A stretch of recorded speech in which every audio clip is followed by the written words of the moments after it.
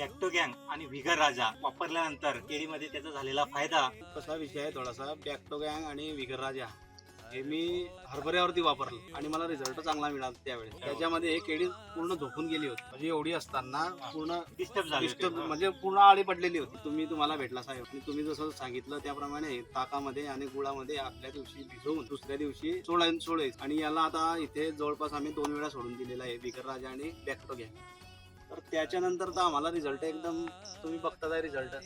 आणि जवळपास गावातले भरपूर शेतकरी आले, त्यांना पण म्हणजे ते पण वापरता येतात आणि मला अनुभव चांगला आलाय. बघू शकता हे जे चाल आहे हे चांगली अंतरेमध्ये आहे, म्हणजे चांगल्या प्रमाणात अंतर आहे. कारण आता 8-10 दिवस झाले तर पाऊसच आहे. बरोबर, पावसामध्ये तर काही केळीची वाढ वाढ होत होत नाही. नाही. पण तरी सुद्धा आमची चांगली ग्रोथ झाली. सभी फार्मरों को तो बोलना चाहता हूँ कि ये आप यूज करो और रिजल्ट बोलो, और आप रिजल्ट बोलने की जरूरत भी नहीं रहेंगी. वो खेती बताएंगा, वो प्लांट ही बताएंगा.